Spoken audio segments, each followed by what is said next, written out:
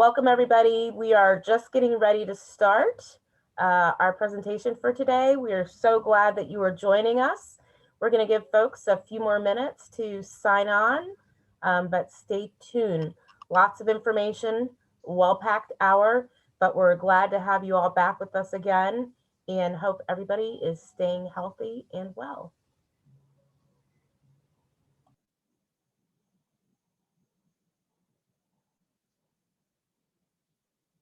Also, if you get a chance, please use the chat actively. We can take questions that way. We'll try to, be fairly responsive. And if you could also add in there name and where you're from, your organization, that would be helpful as well. Again, thank you all for joining us.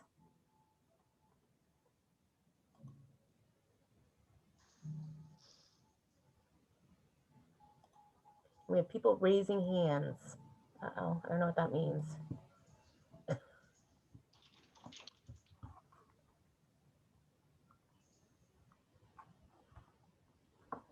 More people raising hands.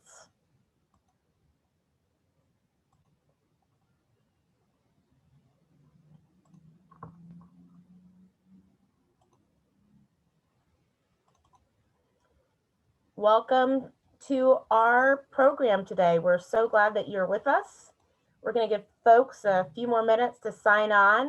It's going to be a really information-packed hour.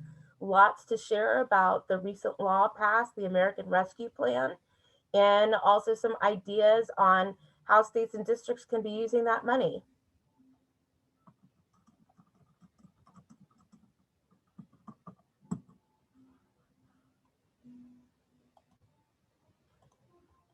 Again, go ahead and put your name and organization in the chat.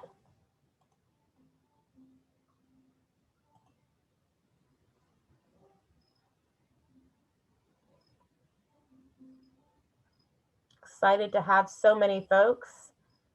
Nashville, Dearborn,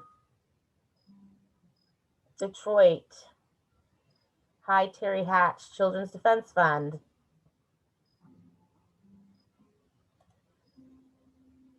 Hi, Delaware. We're excited to have you all.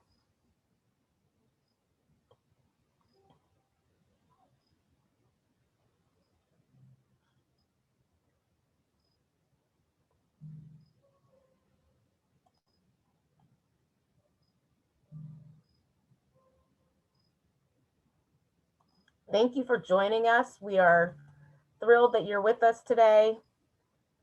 Let's go ahead and get started, but please, as I said earlier, feel free to enter in your name and organization into the chat. We want to be able to also take your questions that way. At EdTrust, we love a lively chat box, so keep it up. We're really thankful that you're here, and we do hope you are all feeling well, staying healthy. If you're back in the classroom with your students, thank you. Again, please stay safe. Make sure your students and yourselves are safe during this time. So today we come to you to talk about a very exciting new initiative recently passed by Congress and signed by the President, the American Rescue Plan, and what it means for equity in education.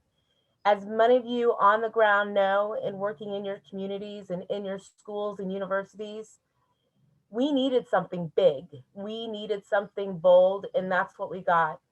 This was the very necessary federal response to the pandemic's devastating impact on students of color and students from low-income communities. And I can tell you, this is a victory for students. It will provide our nation's education system with critical resources to ensure students and educators can safely return to in-person learning in a way that supports their health, supports them academically, and supports, perhaps most importantly, their social and emotional well-being. And we mean this for students and educators alike. These resources, including those dedicated to addressing unfinished instruction and accelerated learning, We want it to get to communities quickly so they can plan and implement very important evidence-based programs such as intensive tutoring and summer enrichment programs. But we also know that by sending this money out quickly, there's an opportunity for folks maybe not to do it so well. So Kayla's going to talk a little bit about that and what we think great programs look like and where we know that they are most effective. The American Rescue Plan also includes unprecedented safeguards to ensure that states maintain their share of education funding and preventing states from redirecting critical public investments away from communities that have been historically under-resourced. The American Rescue Plan is definitely what is needed to move all students and schools forward on the critical path to recovery. The first half of the call will focus on the summary of the American Rescue Plan. The second half will focus on resources around unfinished instruction, which you can utilize in your local communities, along with some questions to ask school leaders and state leaders to make sure that they are putting in the guardrails that are necessary around quality to make sure that these investments are paying off in your communities. We're also going to leave some time for Q&A, but again, EdTrust loves the lively chat. Feel free to use that chat option and we'll get to you those questions. We'll get answers to your questions. I'm so excited to have my colleagues on this program with me today, starting with Reed Setzer, who's our Director of Government Affairs, and he's going to discuss the Education Stabilization Fund in the ARPA, the American Rescue Plan.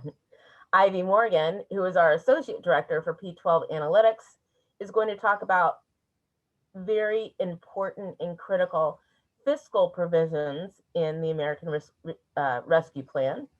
Courtney Bollock, who's our Senior Government Affairs and Communications Associate, is going to share some additional insight onto some specific programs supporting communities.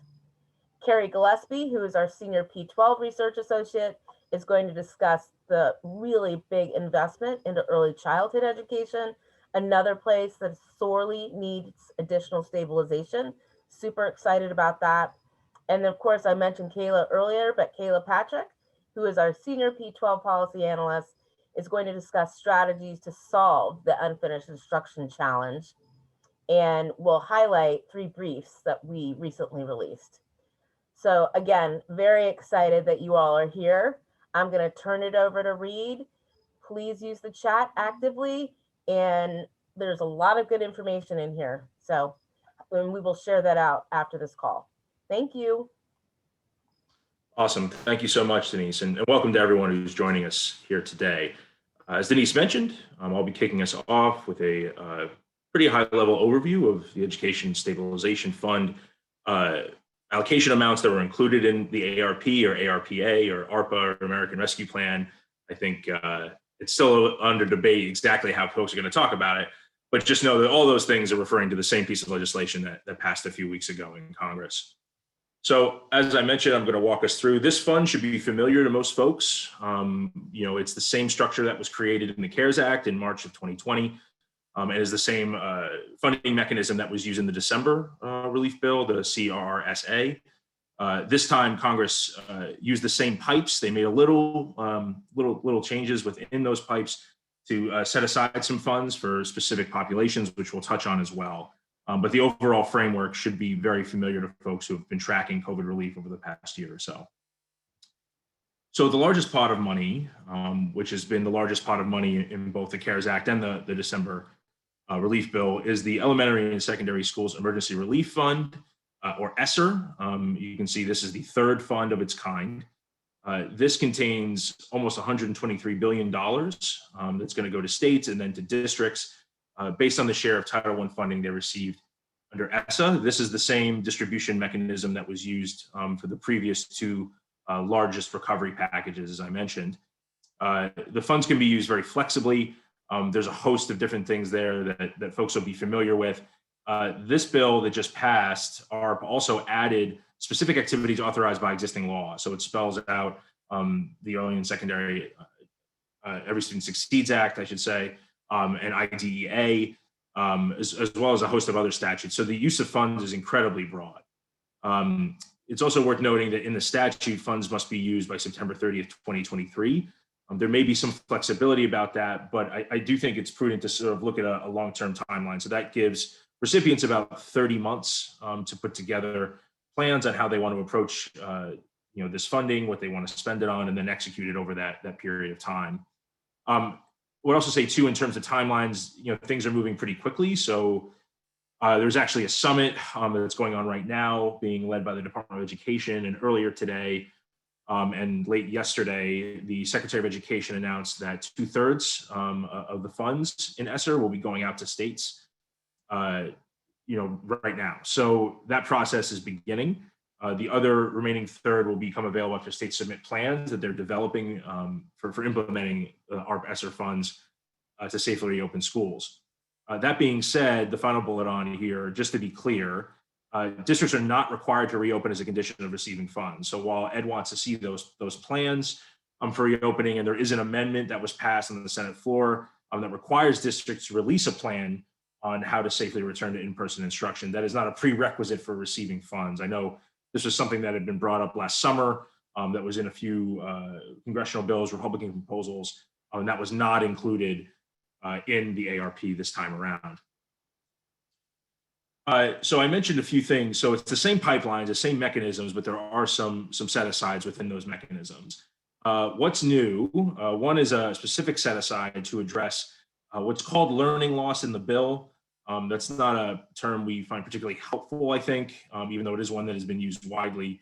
We tend to talk about the need to address the effects of the pandemic through accelerated learning or unfinished instruction, which centers the issue more on what schools and districts and teachers and administrators and all of us need to do to finish that unfinished instruction, to complete that promise that's made to every student. So that's how we're approaching it, how we talk about it, and how it'll be represented in a lot of Ed Trust materials.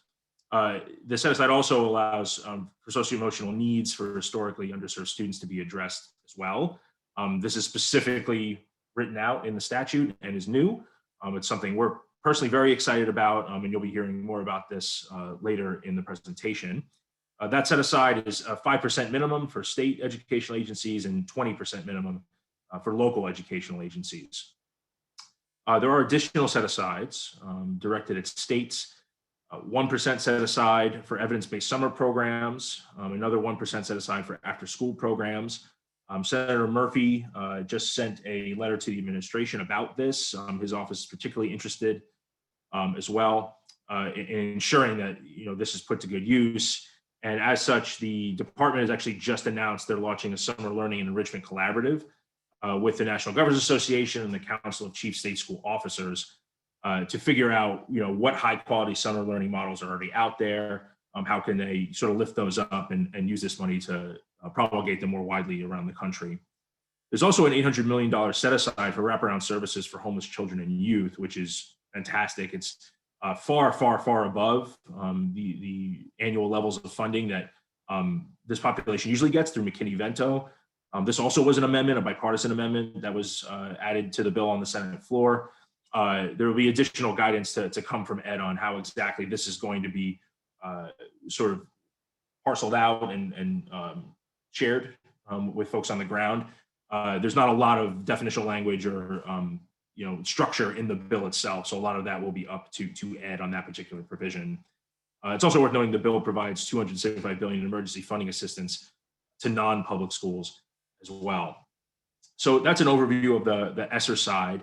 I think the other bucket to talk about is HERE, or the Higher Education Emergency Relief Fund. As you can see, this is also the third version of this. There was HERE 1 in CARES, HERE 2 in the December package, CRSA. This is HERE 3. This is even more straightforward and more similar to the previous two packages than ESSER. This time around, the bill provides $39.5 billion in federal funding to institutions of higher education, at least half of which must be given to students. That's at least half. They could give more if institutions choose to do so. 91% of the funds are allocated to public and private nonprofits. An additional 70.5% of funds are targeted to historically Black colleges and universities, Hispanic serving institutions, and other minority serving institutions. And the remaining funds are split between aid for students attending for-profit institutions and for institutions with the greatest unmet need. This percentage breakdown is quite similar to the December package as well. Institutions have a wide range of flexibility for their share of the money. As I mentioned, they are obligated to share half of that with students, and they're also obligated to spend at least the same amount on emergency grants to students as they did with funds allocated by the prior two packages. That should not be overly difficult to comply with, given that this is more money that was allocated in both the CARES Act and the December package. Finally, it's worth noting there was a third fund in the previous two laws, I should say, in March and December of 2020, the GEAR fund. So this was a governor's fund that could be used for K-12 or higher education. That was not included this time around. So these are the two funds you're going to want to concentrate on when determining what funds are going to states and districts, what funds are going to colleges, and trying to figure out, how we're going to put those plans in place and put that money to work on behalf of students. So the final thing I'll touch on before bringing in my colleague Ivy Morgan is another thing what's new, another thing that we're very excited about is maintenance of effort and equity. Maintenance of effort and equity are provisions that were included in the ARP. They're designed to protect our nation's most underserved students from disproportionately harmful cuts. And as Ivy will touch on, this is in response to a real problem, a problem that we saw happen during the Great Recession. And trying to get ahead of that this time has resulted in us being able to include this in the bill. So there's more on this right now, and I will throw it to Ivy to talk a little bit more about these two provisions. Thanks, Reed. Yeah, so like Reed said, the maintenance of effort and maintenance of equity provisions are critically important here, right? So that we don't repeat the same mistakes that we saw during the Great Recession. Back then, we didn't have the right kinds of equity-focused guardrails in place to make sure that the budget cuts that states made didn't disproportionately harm higher need districts and the students that they serve. So that's what happened. For example, the state funding gap between low poverty and high poverty districts more than tripled during that time. And these cuts had real consequences, right? They led to hundreds of thousands of educators losing their jobs. And we know that because Black and Latino teachers tend to be overrepresented among early career teachers, that also disproportionately impacted them too. And these cuts had real implications for students of color and students from low-income backgrounds who are also more likely to live in districts that lost more teacher jobs. So they were more likely to see their teachers laid off and more likely to experience declines in achievement. There are widening achievement gaps. There were decreased college going rates, right? All of these things were actually notably worse for Black students.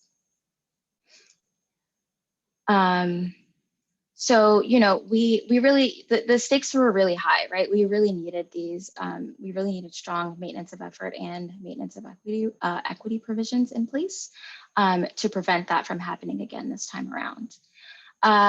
Maintenance of effort is actually not a new requirement. It's a string that was attached to stabilization funding during the Great Recession. It was in CARES. It was in the December package. This is something that states and districts are used to sort of confronting, to addressing, to dealing with. And in this package in particular, it requires that in FY22 and FY23, that states have to spend the same share of their budgets on elementary and secondary and higher education as they did in the 3 years before the pandemic and recession. So as they did in FY 17, 18, and 19. So for example, if a state spent 30% of its budget on education before, it has to continue spending 30% of its budget on education in FY 22 and 23. And it's important to note here, though, that maintenance of effort does not stop states from spending less on education. And that's where maintenance of equity comes in. Maintenance of equity at the highest level, right? It protects high need districts if the state ends up spending less. The point is to make sure that high poverty districts and high poverty schools and the students that they serve are not asked to shoulder a disproportionate share of state budget cuts or state or local staffing or budget cuts. You know, these communities have been already disproportionately impacted by the pandemic. You know, the maintenance of equity provision is one thing in the law that sort of helps make sure that the policy solutions in response to the pandemic don't disproportionately hurt them more. So there are 3 maintenance of equity requirements, 2 for states and 1 for districts. And I'll talk through an illustration of how this state level requirement works. So here's a hypothetical state on the screen with these little house icons. It's got 9 districts. In this graphic, they're ordered based on the percentage of students in poverty from highest to lowest. And at the top of each icon is the district share of the state's students. So, you know, that little red house icon all the way on the left, that district in this hypothetical example has 5% of the state students. 5% of the state students go to school in that district. So the way that the first maintenance of equity provision that I'm going to talk about works is that it protects all districts that are high poverty and educate 20% of the state students from state funding cuts, period. So these 2 districts that are highlighted here, right, those are the highest poverty districts in the state, and they educate 5 plus 15, so 20% of the state's students. Those 2 districts get protected totally from cuts compared to FY19 numbers on a per student basis, and that's in FY22 and 23. And then there's another maintenance of equity requirement that also protects districts that have high poverty rates in the state, but not the highest poverty rates in the state. So we add in these next 3 districts here. We're identifying now in total all of the districts that educate 50% of the state students, right? So we had the 21st at first, and then we added another 3 here. The cuts that a state makes, if it has to make them in these districts, has to be lower than the statewide average. So summing up all the funding cuts that happen across the state, dividing by total enrollment, the cuts in these 3 districts has to be lower than the statewide average, and the cuts in the first 2 districts have to be 0. It's worth flagging that, you know, for the state requirement and the district requirement that I'll talk about in a second, you know, nothing that's in the law sort of prescribes what states have to do exactly here. They just have to make sure that they're not making high need communities pay for funding cuts. So the district level requirement that dictates how districts handle cuts in schools basically says, you know, it's a similar concept, but it basically says that districts have to make sure that funding cuts and staffing cuts on a per student basis are lower in the 25% of schools that have the highest poverty rates. So the 25% of schools with the highest poverty rates in the district, any cuts in funding and staffing in those schools has to be lower than the district-wide average. There are a bunch of exceptions that I won't get into here. I am happy to answer more questions in the chat about that if you guys are curious. But you know, that's it in a nutshell, right? The state level requirement and the 2 state level requirements and the district level requirement. I'll just end by saying that, you know, state budgets in general are in better shape than we expected that they would be. And so, you know, in the places where this matters, it's critically important. But also, you know, this might not be a hot topic in a lot of places. And I think the thing to remember here is that, or the thing that we're particularly excited about here is that this sets precedent, right? So next time, you know, inevitably there will be another recession. And the next time that happens, we'll sort of start from here and improve upon this place that has these equity guardrails in place.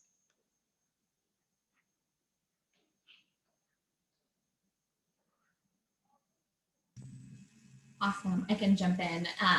Thanks, Ivy. for highlighting that. I also want to highlight the American Rescue Plan includes funding streams for specific student populations in this bill, as well as some important reforms to higher education that we'd like to highlight. And you may remember that some of these provisions were added during the Senate's vote-a-rama process on the floor, but let's jump right in. There you go. There were targeted investments in higher education reforms. There was approximately $3 billion for programs through IDEA. As Reed mentioned, there is a reservation for students experiencing homelessness. There was just over $7.1 billion for home broadband connectivity through the E-rate program that we're super excited about and excited to see. There was also a provision that closes the 90-10 loophole, which essentially determines that GI Bill education benefits will now be deemed federal education aid for the purposes of the 90-10 rule, which bars for-profit colleges from receiving more than 90% of their revenue from the federal government. And that provision must first go through a negotiated rulemaking process with the Department of Education. And then, of course, the bill does eliminate taxation on federal student loan discharges for a period of time through January of 2026. So those are some provisions that we also wanted to highlight too. Reed, if you could advance the next slide. There are also nutrition assistance provisions that were included in the American Rescue Plan Act. And these provisions really build upon the December COVID package. Most notably, the extension of the 15% increase in SNAP benefits is extended through September of 2021. Certain college students who were made eligible for SNAP benefits in the December COVID package will remain eligible until at least 30 days after the public health emergency is lifted, and those students who qualify for federal or state work study or have an expected family contribution of zero for the academic year, or who include students who are eligible for the maximum Pell Grant, are eligible to receive SNAP benefits for this temporary period of time. And the U.S. Department of Education has informed institutions of higher education that they can conduct direct outreach to these students who might meet these eligibility criteria. And the Federal Student Aid Office is going to be doing its own outreach as well. So those are important things to keep in mind. In addition, the American Rescue Plan also authorizes the Pandemic EBT program to continue operating into the summer, also through the duration of the COVID-19 pandemic. So luckily there will be no more action needed to continue this program or the benefits for children who might be missing school meals. And also, and very notably, this bill also authorizes the Pandemic EBT program to operate during any school year and the subsequent summer during which a public health emergency is declared. And so for advocates, really follow up with your state education or health agency to ensure that your state has been approved by USDA to participate in this program for the current school year. I'm happy to include a link to USDA's site so you can double check. It's very important that students get these benefits while they are learning remotely. And so those are a few of the provisions we'd like to highlight outside of the Education Stabilization Fund. And I will now turn it to my colleague, Carrie Gillespie, to talk about the early child care portion of this piece. Thanks, Courtney. You can go ahead. All right, so altogether, there's about $40 billion in the American Rescue Plan for early care and education. And this combined with the $10 billion that Congress put into December's relief package gets us to that $50 billion that we and other advocates had been asking for to stabilize early care and learning. So this is a huge, huge win. And this is actually the biggest influx of funds for childcare that states have ever had to administer. So it's a huge opportunity, but of course also a huge responsibility for states to make the most of it, to support young kids and families and to do so equitably. So first of all, Head Start gets $1 billion for states. And Head Start is historically very underfunded and serves far too few eligible kids. Beyond early learning programs, it provides critical services, especially during the pandemic, like mental health services, dental services, and other family supports. Next, the Child Care and Development Block Grant receives nearly $15 billion. This grant's instrumental for providing early learning subsidies to families with low incomes and for allowing state and federal funding to be combined in order to raise the quality of already existing state and local programs. And states will also be able to use this to provide childcare assistance to essential workers regardless of their income. And nearly $24 billion goes toward childcare stabilization funding. States will be able to use this to provide subgrants to qualified childcare providers, including those that had to close due to COVID. And we know that those closures and hardships among childcare providers disproportionately affected Black and Latino women. Truly, as I'm sure you've heard about, the pandemic crisis has devastated childcare programs across the country. So this is very vital relief. Providers will be able to use this funding for a lot of the costs that caused them to shut down or nearly shut down, like personnel expenses, rent or mortgage payments and utilities, PPE and cleaning supplies, and very importantly, they'll also be able to use it for mental health supports. And one of the conditions of providers receiving the grant is that they have to provide families that they serve with relief from co-payments and tuition to the greatest extent possible, and they have to prioritize that for families who are struggling to pay for childcare. Then the Maternal, Infant, and Early Childhood Home Visiting Program receives $150 million, which can be used for virtual or in-person voluntary home visits. And that includes providing technology to families who don't have it in order to conduct virtual visits. It also includes hazard pay for staff and services related to domestic violence, and prepaid grocery cards and diapers. And then there's funding for early childhood special education for young kids with developmental delays and disabilities.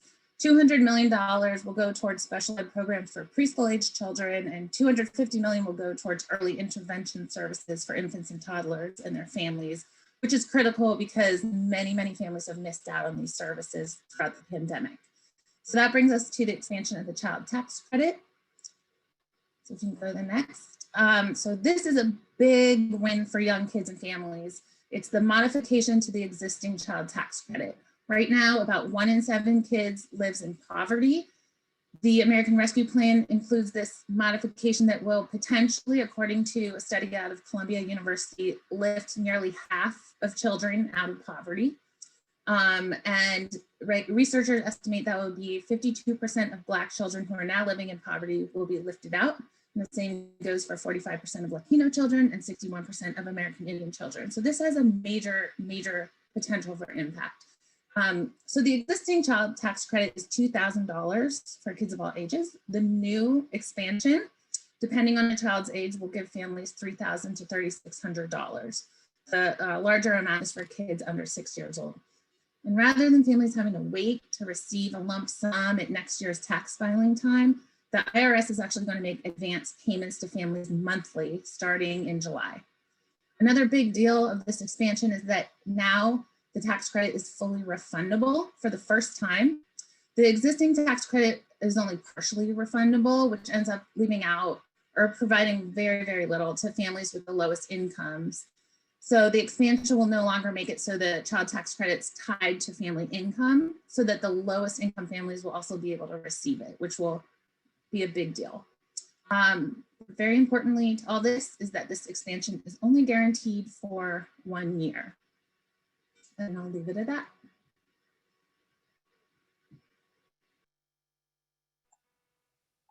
Hello, everyone. So thank you to my colleagues who just explained all of the money going to states and local districts. And so I'm going to talk about what districts can do with some of that money. About a few months ago, I don't know what is time at this point. I guess it was more than a few months ago. We embarked on a project with MDRC to really comb through all existing literature to really find strategies that would help kids to catch up under these conditions. And so we identified three really high quality strategies that we know could help kids to recover any unfinished learning after long periods of time learning virtually. And so I'm going to talk about 2 of those strategies here. So you may have heard some of my colleagues talk about unfinished learning. So what is unfinished learning? We use this term as opposed to learning loss and learning gaps to describe material that should have been covered or presented to students, but hasn't been mastered yet. The students really didn't get the opportunity to really gain all the skills and the knowledge that they would have gained ideally in a typical year. And so we really want to take the focus away from fixing kids and really focus on the systemic factors that really have caused kids to really experience some gaps in learning. And So that's why we're using this term as opposed to something you may have heard more frequently, like learning loss. So I want to remind everyone, we're talking about real kids here, and real kids can be affected by all the money that is going out to states and districts right now. So I want you to take a minute to imagine 8-year-old Maya. Maya lives with her mom, who is a nurse, her grandmother, her 12-year-old brother, and a 3-year-old sister. And so unfortunately, in Maya's household, they had one computer. And so Maya had to share a computer with her brother for the first 4 months of the pandemic. Her school opted for only 3 hours of Zoom class a day. And so she had to negotiate that schedule with her brother. Sometimes she just missed a couple hours because he had to be on the computer. Her neighborhood also suffered from unstable internet connection. So some days her and her brother just couldn't log on at all. It's also important to acknowledge who Maya is as a person. So she naturally is a caregiver. She always wants to help around the house, help her grandmother and her mother. So she's constantly worried about everyone's well-being. Maya hasn't really heard too much from any school staff outside of her Zoom class. So she is feeling a little bit disconnected from many adults in the building. So I want to talk about the strategies that would best help Maya under these conditions. And it really is important to note that Maya is an imaginary student, but there are so many students like Maya who are experiencing unfinished learning because they had to overcome all of those hurdles that I just described. So the first strategy, one thing that we know that can really, really help kids like Maya is something called targeted intensive tutoring. So this is sometimes known as high dosage tutoring. What this means is that one tutor, the same tutor, works over an extended period of time. So that's something like all year, every day. On academic skills. And so this is really, really important. There are lots of equity considerations here. It's really important that the tutor is well trained. So that means they get training pre-service, ongoing, and they're getting regular observations. So if you don't remember anything else, please remember that these tutors have to be well trained. It's really, really important. It's also important that kids don't have a random tutor every time. They need to have a single tutor who is working with less than 4 students at a time. That tutor should be working on a skill building curriculum that is closely aligned to what kids like Maya are learning during the school day. So Maya might be experiencing some unfinished learning on certain skills she should have learned last year. They should be building on what she's learning in class right now with her tutor. So it should really be targeted to students' academic needs. So that means that students like Maya will need to have some kind of assessment when they get back into school buildings to really understand what gaps they may be experiencing. So in part of the brief that we just put out last week, we have these charts that help districts and schools navigate the trade-offs. We know that there are trade-offs here. There's about $28 billion in federal dollars going out to districts and states to really use to solve unfinished learning so they can spend these things on things like tutoring. But there are some trade-offs, and the research shows that it's really important that students like Maya have a tutor that is a certified teacher or a paraprofessional. These are just the people who are really, really effective in helping kids to catch up, or they show the most growth. And so where possible, we want to put kids like Maya with a tutor who is a certified teacher.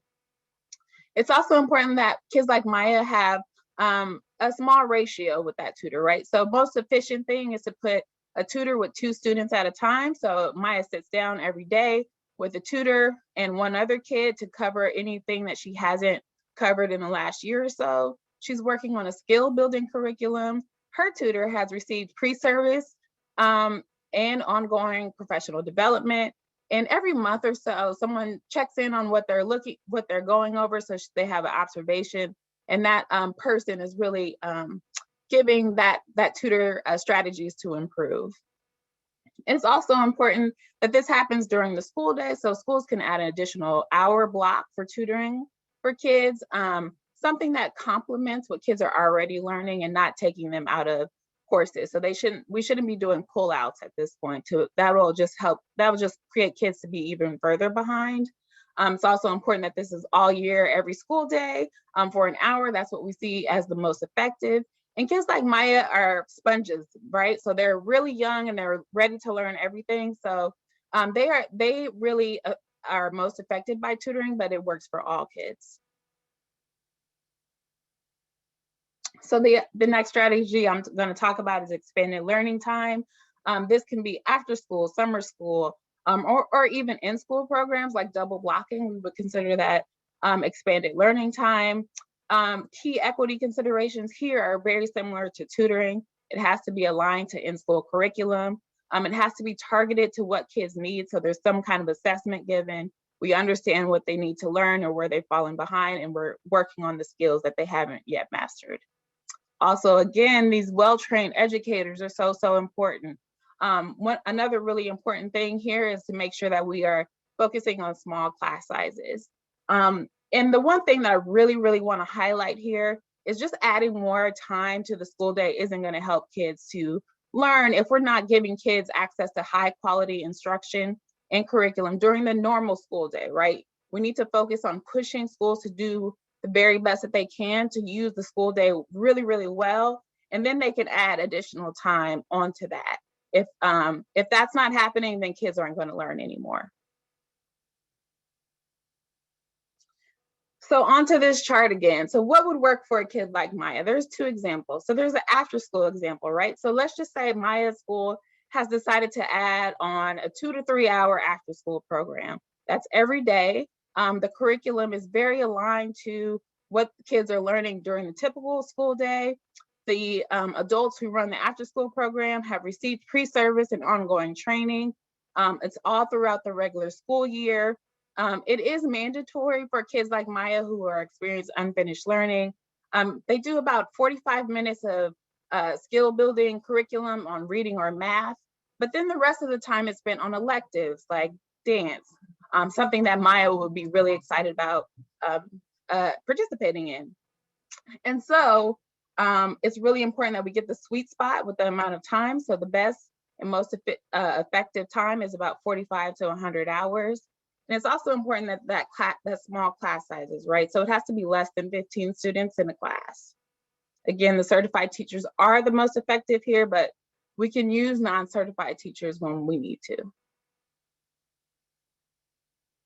So there's always a cautionary tale. So a few years ago, Florida passed legislation requiring double blocks of reading.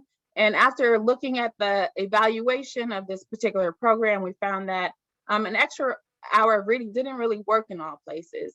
And the places where it really didn't work, we found that it was because there weren't certified teachers paired with the kids, and there weren't small groups. So these things really make a huge difference.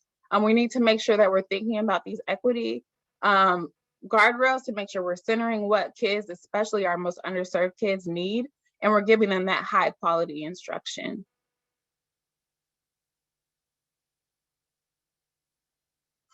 And there's another brief in this series on strong relationship building strategies, and we really are encouraging districts to spend some of the money to carve out time for educators and students to really work on building strong relationships. There is a way to do that. It's really important that our kids are, their social, emotional, and academic well-being is being supported in our school buildings, and there's a way to do that. But it's also really important to note that there is overlap between all of these strategies, right? So you can do tutoring in after-school programs, and you can work on building strong relationships in tutoring programs. So all of these things blend together really nicely, and we should be focusing on all of these things at once. And I think that's it.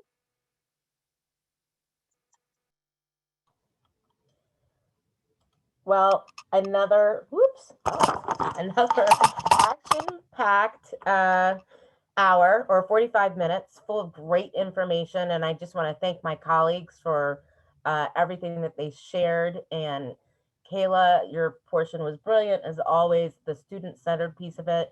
I think that's really matters, and that's what we need to focus on.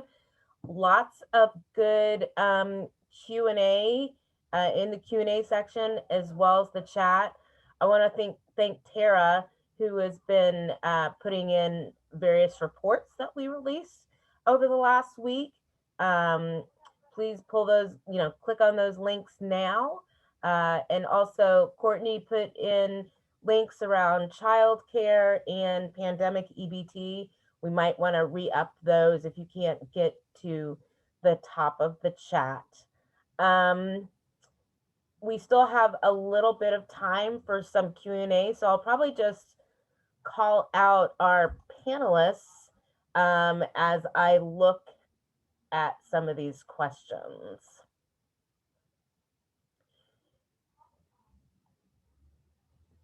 Kayla, it would be great if you could speak a little bit more about why we think professional development is a key part of the intensive tutoring. Yeah, I think it's really important for a lot of key reasons, right? So for tutoring, the tutors need to be trained on the curriculum. It's really important that the curriculum that tutors are using is a skill-based curriculum. And there are lots of programs that provide that curriculum to tutors, and it's important that they be trained on that. In addition to that, there is a social emotional piece, right? So tutors need to be trained on anti-racism and bias training to make sure, and also understanding the stress that many kids have been put under after this last year or so that we've been dealing with this pandemic. And so they need training on that as well. And what we see to be the most effective is when tutors and educators are getting that training ongoing. That means throughout the whole year, and that pre-service training. So a lot of the programs that we looked at will have like a week or two of pre-service training, and then they'll double back to really evaluate whether the tutors are really meeting the bar and they need additional help, and they'll give them that additional training throughout the year. Thank you, Kayla. Another question we have from David Spicer is the feasibility of getting high quality tutors when many districts, are already having to deal with hiring teachers. Do you want to address that? Yeah, so there's lots of things districts can do, right? So they can use their existing teacher workforce as tutors. So places like Tennessee just passed legislation where they're paying their teachers an additional $1,000 a week to tutor kids. So that's also an option. Teachers would love that. Another option is using folks who are not quite yet certified, but are in those programs to become certified. They have a lot of the skills that would be really helpful as a tutoring workforce, and it really would benefit them to get that that in-service training as well. And also, there's a huge number of college students who are willing to work with kids. Studies show that students who have just graduated from college, like AmeriCorps members, or those college students who are still in school, can really build really strong developmental relationships with kids and really get them back into school buildings. They have the most impact on social emotional development. And so they can also be strong tutors. So we can really get literally anybody. We also highlight a program, Reading Partners, that has a lot of retirees who are just willing to help, who volunteer time. Although they are less effective, they can be effective with a lot of training. Thanks, Kayla. The other thing Kayla mentioned was AmeriCorps, and the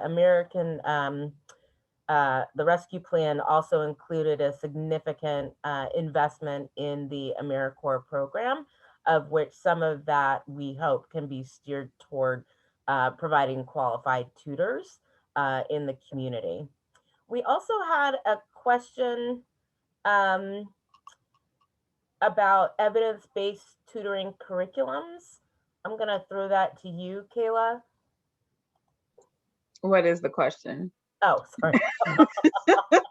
Read my mind. Is there a list of evidence-based tutoring curriculums somewhere? Is there one that you might suggest? I know you already.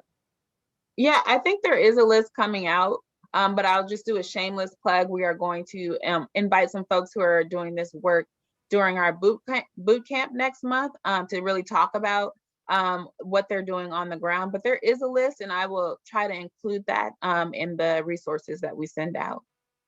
There's also a couple of promising practices that we highlight in the briefs that are doing the best job.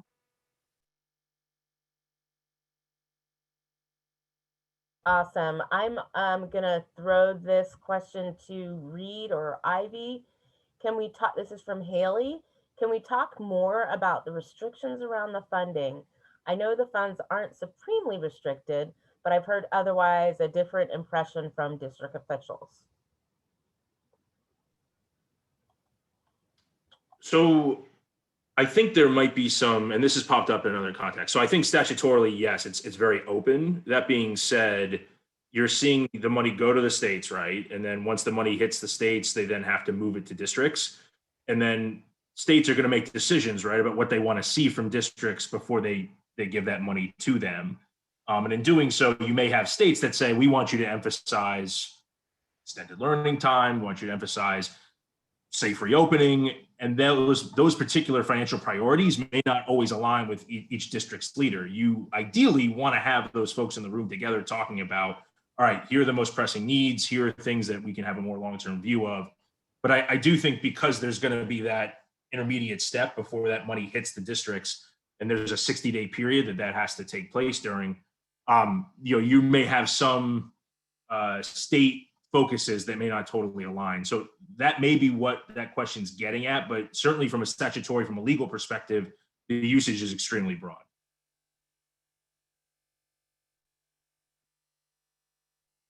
Also, another question, Reed, and maybe you could speak to this, about the higher education funds and whether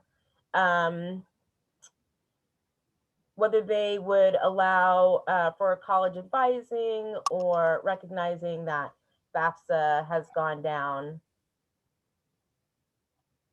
Yeah, I mean, I like I said, the funds on the institutional side are wide open, and certainly, I mean, there's some restrictions around capital projects and marketing and things like that. But by and large, those funds could be used to definitely supplement the existing advisory services, counseling services that are on campuses.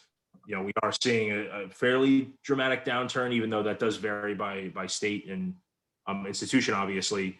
That needs to be addressed. So it would certainly encourage institutions to put more resources there, to keep students enrolled and get them what they need. But yeah, there shouldn't be any restrictions on that. And I'm gonna throw this question to Kayla to see if she has any thoughts. This is from David Spicer. From an equity perspective, who should receive tutoring? On one hand, one might say tutoring should focus on students with the largest academic gaps. On the other hand, tutoring might be provided to all students as to integrate tutoring into the school culture and destigmatize the support. That's a great question. Thank you, David. Great question, and the answer is both. So in places where possible, all kids should get tutoring for the exact reason that you've identified. It really takes the stigma away. But many districts won't have the funds or the resources to do that. So what we are hoping that they will do is to give the kids some kind of assessment and make sure that the kids who are experiencing the most unfinished learning have access to an individual tutor.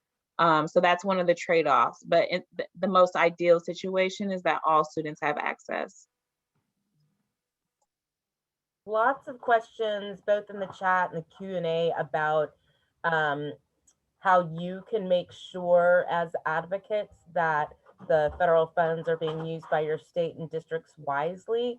One, thank you for that question. And two, absolutely, this is the time now, either looking at the briefs that we shared in the chat or the summary of provisions to be thinking about, and we will have some information out soon about 5 questions that you could be asking state leaders about how they're spending money.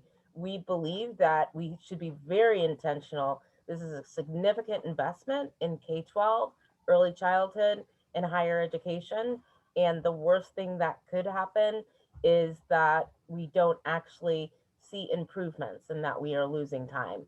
The time is now to go big and bold. And so we look forward to partnering with you guys on how to support that effective advocacy. Let me see if I can take one more question or two. Question, I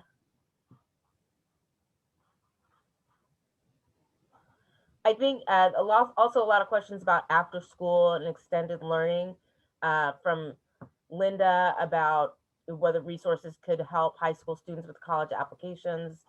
Absolutely. I think because there is a great amount of flexibility in how the funds can be used.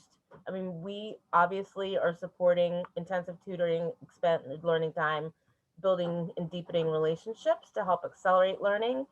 At the same time, we also believe that these programs can be done in connection with other activities, whether they're enrichment activities, whether it's FAFSA completion.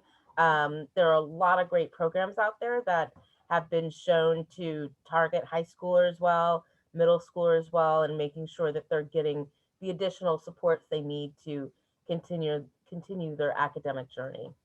And I forgot to mention this, but there was a question earlier about if funds can be used for private or nonprofit after school providers. And it is true that they can use those funds for that. I would just really caution us to really think about those equity guardrails that are in that chart and make sure that those providers are actually following some of those those most effective strategies when they are providing after school or summer school to kids. Thank you, Kayla. I'm going to invite my panelists to offer any parting thoughts. Again, just appreciate the participation in the chat, participation throughout this webinar. We are having a boot camp in mid-April, and many of you will be receiving invitations to that boot camp. And we will, as we did last fall, it was virtual. And so we opened it up to pretty much anybody who wanted to join us. So we always welcome new partners across the country, what we like to call our equity warriors who are building a movement together. Again, just want to thank you for your time. All of the information that you heard today, including the recording and the PowerPoint, will be shared out. And we look forward to continuing to work with you as we make sure that our students and our teachers and our families, all who have been devastated by this pandemic and the racial reckoning, are getting the support that they need to help recover from this pandemic. Again, thank you so much for joining us.